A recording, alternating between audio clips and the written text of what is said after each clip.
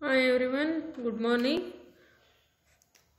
ನಾವಿವತ್ತು ಶೇರ್ ಕ್ಯಾಪಿಟಲ್ನ ಥಿಯರಿನ ತಿಳ್ಕೊಂಡಿದ್ದೀವಿ. ಇವತ್ತಿನ ಕ್ಲಾಸಸ್ಸಿನ ನಾವು ಯಾವ ಥರ ಪ್ರಾಬ್ಲಮ್ಸ್ ಕೇಳ್ತಾರೆ ಶೇರ್ ಕ್ಯಾಪಿಟಲಲ್ಲಿ ಅಂತ ಹೇಳಿ ನೋಡೋಣ.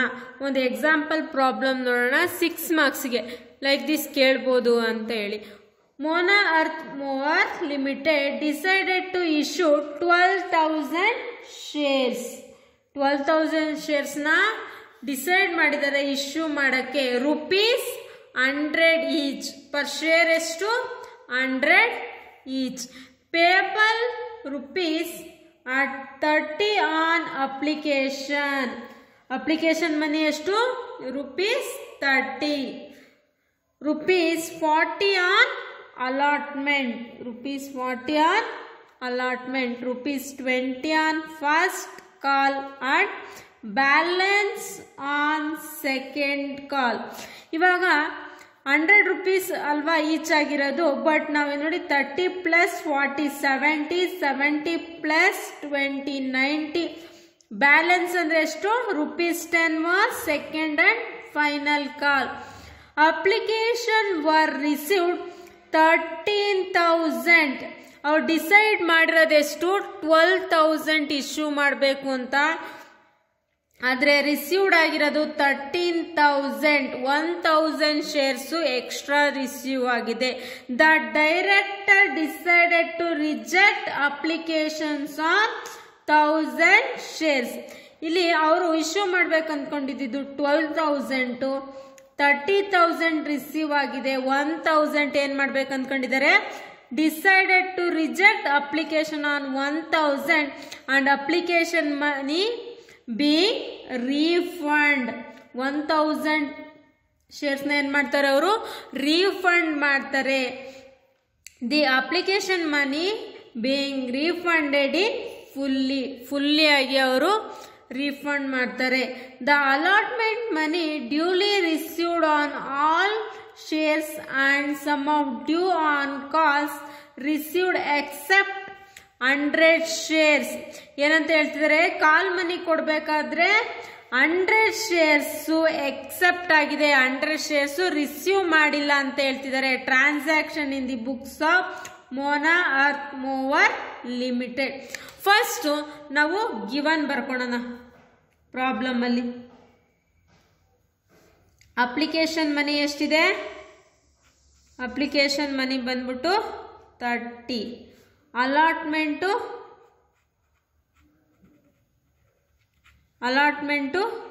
40. ಫಸ್ಟ್ ಕಾಲು 20. ಬ್ಯಾಲೆನ್ಸ್ ಎಷ್ಟು? ಅದನ್ನ ಸೆಕೆಂಡ್ ಅಂಡ್ ಫೈನಲ್ ಕಾಲ್ ಅಂತ ಕರೀತಾರೆ. 10,000 ಬ್ಯಾಲೆನ್ಸ್. 100 ಅಲ್ಲಿ 90 ಹೋದ್ರೆ ಸೆಕೆಂಡ್ ಅಂಡ್ ಫೈನಲ್ ಕಾಲ್ಗೆ 10 ಬ್ಯಾಲೆನ್ಸಿಂಗ್ ಫಿಗರ್. ನೆಕ್ಸ್ಟ್ ಎಷ್ಟು? ರೀಫಂಡೆಡ್ ಅಪ್ಲಿಕೇಶನ್ ಎಷ್ಟು?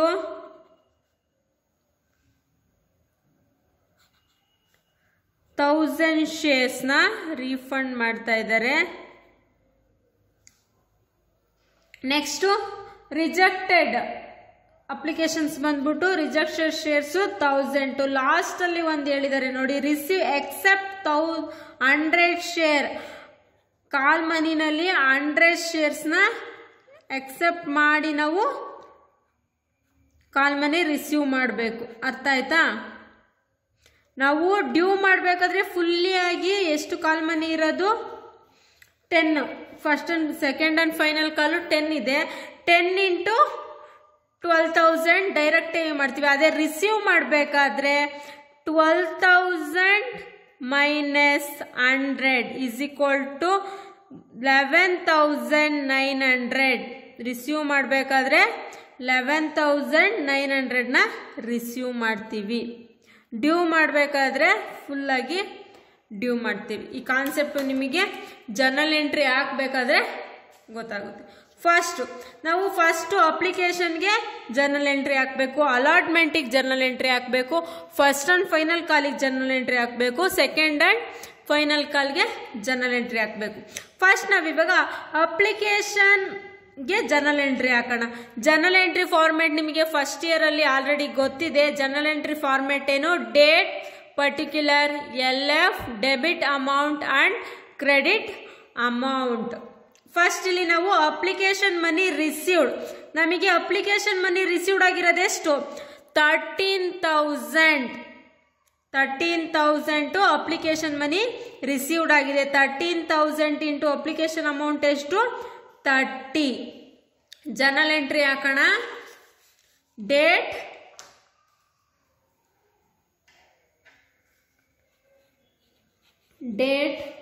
Particular LF debit amount credit amount in the books of ಯಾರು Mona earth mover limited. Journal entry in the books of Mona earth mover limited ಬರಿಬೇಕಿದು, ತುಂಬ important. ನೀವೇನು journal entry ಹಾಕ್ತಿದ್ರೆ ಯಾವ books of journal ಎಂಟ್ರೀಸ್ನ pass ಮಾಡ್ತಾ ಇದ್ದೀರಾ ಅಂತ ನೀವು ಹೆಡ್ಡಿಂಗಲ್ಲಿ ಬರಿಬೇಕು. ಆಮೇಲೆ ಫಾರ್ಮ್ಯಾಟ್ ಹಾಕಬೇಕು. Date particular LF debit amount and credit amount. ಈಗ ಜರ್ನಲ್ ಎಂಟ್ರಿ ಹಾಕೋಣ. ಈಗ first application money received ಆಗಿರೋದಕ್ಕೆ journal entry ಹಾಕಬೇಕು. ಅಪ್ಲಿಕೇಶನ್ ಮನಿ ನಾವು ರಿಸೀವ್ ಮಾಡ್ತಾ ಇದ್ದೀವಿ ಅಂದರೆ ಬ್ಯಾಂಕ್ ಅಕೌಂಟ್ ಡೇಟಾರ್ಸ್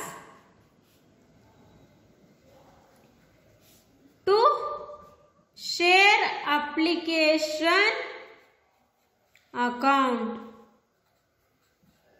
ಎಷ್ಟು ಅಮೌಂಟು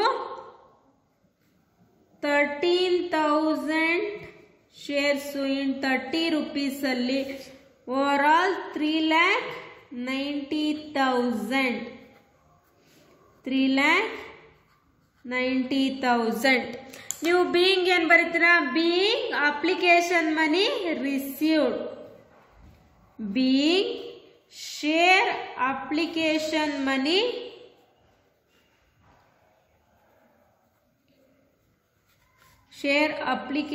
ಮನಿ ರಿಸೀವ್ಡ್. ಅದೇ ಥರ ಶೇರ್ ಅಪ್ಲಿಕೇಶನ್ ಮನಿನ ನಾವು ಟ್ರಾನ್ಸ್ಫರ್ ಮಾಡಬೇಕಾಗುತ್ತೆ. ಎಂತಕ್ಕೆ? ಶೇರ್ ಕ್ಯಾಪಿಟಲ್ ಅಕೌಂಟಿಗೆ. ನಾವು ಜರ್ನಲ್ ಎಂಟ್ರಿ ಮಾತ್ರ ಕ್ಲೋಸ್ ಮಾಡ್ತೀವಿ, ಪರ್ಟಿಕ್ಯುಲರ್ನ ಅಮೌಂಟ್ ಕಾಲಮ್ ಕ್ಲೋಸ್ ಮಾಡಲ್ಲ. ಯಾಕೆ ಅಂದರೆ ಆ ಮಂತು ಇಲ್ಲ ಆ ಇಯರ್ ಏನೇನು ಟ್ರಾನ್ಸಾಕ್ಷನ್ ಆಗಿದೆ ಅದನ್ನು ಫುಲ್ಲು ಹಾಕಿದ ಮೇಲೆ ನಾವು ಕ್ಲೋಸ್ ಮಾಡ್ತೀವಿ. ಸೆಕೆಂಡ್ ಜರ್ನಲ್ ಎಂಟ್ರಿ ನೋಡೋಣ. Application money transfer. ಏನು ಜರ್ನಲ್ ಎಂಟ್ರಿ ಬರುತ್ತೆ ಅಂದರೆ share application account debtor, share application account debtors to share capital account. ನಾವು ಯಾವುದೇ ಆಗಲಿ ಶೇರ್ ಮನಿ ರಿಸೀವ್ ಮಾಡಿದ್ರೆ ಅದನ್ನು ಟ್ರಾನ್ಸ್ಫರ್ ಎಂತಕ್ಕೆ ಮಾಡ್ತೀವಿ? ಶೇರ್ ಕ್ಯಾಪಿಟಲ್ ಅಕೌಂಟಿಗೆ ಟ್ರಾನ್ಸ್ಫರ್ ಮಾಡ್ತೀವಿ. ನಾವಿಲ್ಲಿ ಎಷ್ಟು 12,000 ಇಶ್ಯೂ ಮಾಡ್ಬೇಕು ಅಂದ್ಕೊಂಡಿರೋದು ಇಂಟು 30 ರೂಪೀಸ್, ಅಮೌಂಟ್ ಆಫ್ 3,60,000. ಯಾಕೆ ನಾವಲ್ಲಿ 3,90,000 ಹಾಕಿ ಇಲ್ಲಿ 3,60,000 ಹಾಕ್ತಾ ಇದ್ದೀವಿ ಅಂದರೆ ಆ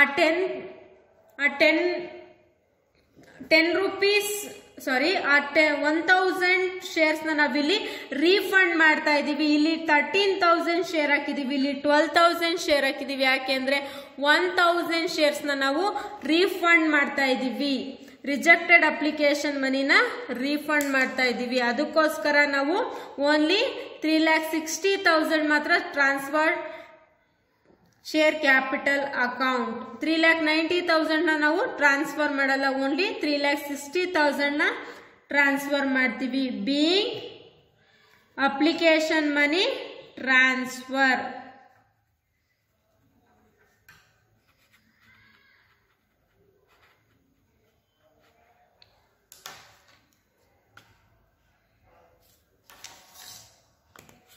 ಓನ್ಲಿ ಪರ್ಟಿಕ್ಯುಲರ್ಸ್ ಕಾಲಮ್ನ ಮಾತ್ರ ಕ್ಲೋಸ್ ಮಾಡ್ತೀವಿ. Next journal entry rejected applications. Rejected ಆದ ಈಗ ಅಪ್ಲಿಕೇಶನ್ ಮನಿ ಕಲೆಕ್ಟ್ ಮಾಡ್ಕೊಬೇಕಾದ್ರೆ ನಾವು ಪಬ್ಲಿಕ್ಸ್ ಇಂದ bank account debtors to share application account ಮಾಡ್ತೀವಿ. ಅದೇ ನಾವು ರೀಫಂಡ್ ಮಾಡಬೇಕಾದ್ರೆ share application account debtors to bank account. Share application account debtors to bank account. ಯಾಕೆ ಅಂದರೆ ಅಪ್ಲಿಕೇಶನ್ ಮನಿನ ನಾವು ರಿಟರ್ನ್ ಮಾಡ್ತಾ ಇದ್ದೀವಿ ಪಬ್ಲಿಕ್ಸಿಗೆ. ಎಷ್ಟು? 30,000. 1,000 ಇಂಟು 30, 1,000 ನಾವು ರೀಫಂಡ್ ಮಾಡ್ತಾ ಇದ್ದೀವಿ. ಎಷ್ಟು ರುಪೀಸ್ ಹಂಗೆ? 30 ರುಪೀಸ್ ಹಂಗೆ 30,000. Rejected application money returned being rejected application money return.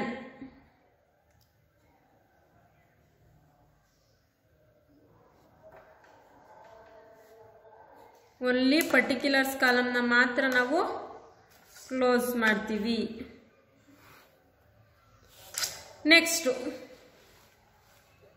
Fourth ಒನ್ನು ಅಲಾಟ್ಮೆಂಟ್ ಮನಿ. ಅಲಾಟ್ಮೆಂಟ್ ಮನಿನ ನಾವು ಡ್ಯೂ ಮಾಡಬೇಕಾದ್ರೆ ಅಲಾಟ್ಮೆಂಟ್ ಮನಿ ಡ್ಯೂ ಮಾಡಿದಾಗ ಏನು ಜರ್ನಲ್ ಎಂಟ್ರಿ ಬರುತ್ತೆ ಅಂದರೆ share allotment account debtors to allotment account debtors to share capital account. allotment account debtors to share capital account. ಎಷ್ಟು allot ಮಾಡ್ತಿರೋದು? 12,000 ಇಂಟು 40 ಎಷ್ಟು ಬರುತ್ತೆ amount? 4,80,000. 4,80,000 being allotment money due. being allotment money due. ಅರ್ಥ ಆಯ್ತಾ? Next receive ಮಾಡಬೇಕಾದ್ರೆ ಏನು journal entry ಬರುತ್ತೆ ಅಂದರೆ bank account debtors to share allotment account. Next journal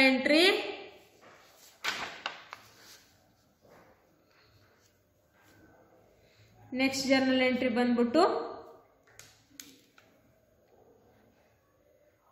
ನಾವಿಲ್ಲಿ ಡ್ಯೂ ಮಾಡಿದೀವಿ, ಇವಾಗ ರಿಸೀವ್ ಮಾಡಬೇಕು. ರಿಸೀವ್ ಮಾಡಿದಾಗ ಏನು ಜರ್ನಲ್ ಎಂಟ್ರಿ ಬರುತ್ತೆ ಅಂದರೆ bank account debtors to share allotment account. ಎಷ್ಟು ಅಮೌಂಟು? ಸೇಮ್ 4,80,000. 4,80,000 being ಏನು? being allotment money received. being allotment money received. being allotment money received. next first call due ಆದಾಗ ಏನು ಜರ್ನಲ್ ಎಂಟ್ರಿ ಬರುತ್ತೆ ಅಂತ ನೋಡೋಣ. Share first call account debtors to share capital account. Share first call account debtors to share capital account. ಎಷ್ಟು? 12,000 into 20. amount of 2,40,000. being ಏನು? being first call money due.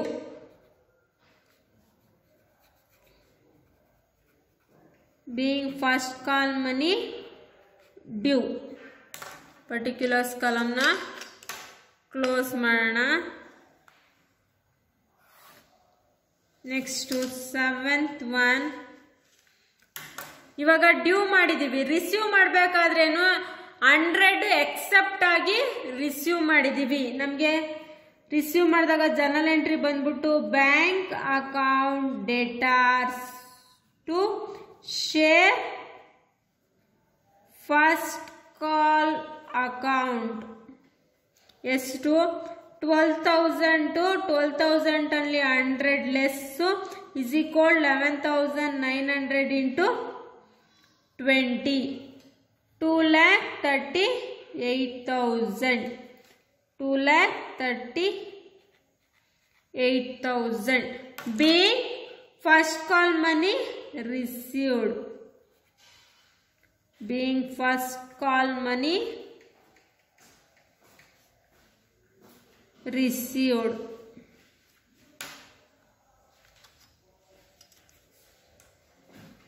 Next second and final call money due ಮಾಡಬೇಕು. next journal entry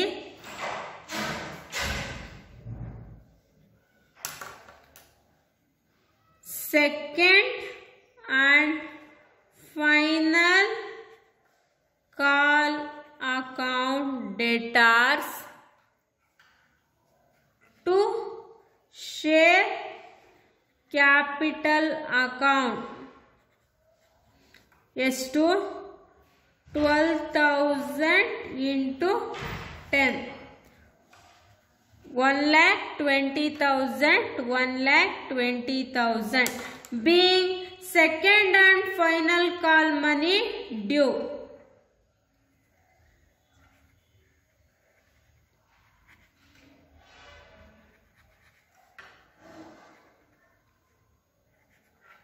being second and final call money due.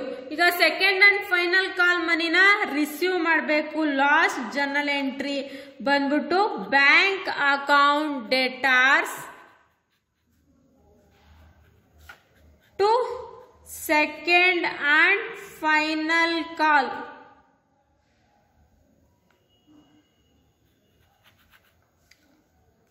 Final call ಎಷ್ಟು 12,000 receive ಮಾಡಬೇಕಾಗಿತ್ತು. 100 less 11,900 into 10 1,19,000 ಅಷ್ಟೇ. ಇಷ್ಟು ಹಾಕಿದ್ರೆ ನಮಗೆ journal entry complete. ಏನು amount column ಇದೆ ಅದೆರಡು ಕಡೆನೂ ಟೋಟಲ್ ಮಾಡಿ ಡೆಬಿಟ್ ಸೈಡು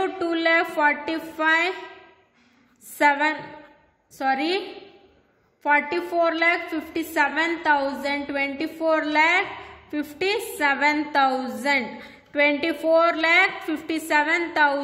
24,57,000 ಇಷ್ಟು ಎರಡು ಕಡೆನೂ ಸೇಮ್ ಬ್ಯಾಲೆನ್ಸ್ ಬಂದಿದೆ ಅಷ್ಟೇ. ಇಷ್ಟು ಹಾಕಿದ್ರೆ ನಮಗೆ ಜರ್ನಲ್ ಎಂಟ್ರಿ ಕಂಪ್ಲೀಟ್. ಅರ್ಥ ಆಯ್ತಾ? ಏನಿಲ್ಲ, ರಿಸೀವ್ ಮಾಡಬೇಕಾದ್ರೆ ನಮಗೆ ಬ್ಯಾಂಕ್ ಅಕೌಂಟ್ ಡೇಟಾ ಅಷ್ಟು ಏನು ರಿಸೀವ್ ಮಾಡಿದೆ ಆ ಅಕೌಂಟ್ ಮಾಡುತ್ತೆ. ಅದೇ ನಾವು ಡ್ಯೂ ಮಾಡಬೇಕಾದ್ರೆ ಯಾವುದನ್ನ ಡ್ಯೂ ಮಾಡ್ತಿದೀವಿ ಅದನ್ನ ಮತ್ತೆ ಟು ಶೇರ್ ಕ್ಯಾಪಿಟಲ್ ಅಕೌಂಟ್ಗೆ ಹಾಕ್ತೀವಿ. ಸಿಂಪಲ್ ಅಷ್ಟೇ. ಎರಡು ಜರ್ನಲ್ ಎಂಟ್ರಿ ಕರೆಕ್ಟಾಗಿ ತಿಳ್ಕೊಂಡ್ರೆ ಎಲ್ಲ ಜರ್ನಲ್ ಎಂಟ್ರಿಯನ್ನು ಈಸಿಯಾಗಿ ನಾವು ಹಾಕ್ಬೋದು. ಅರ್ಥ ಆಯ್ತಾ?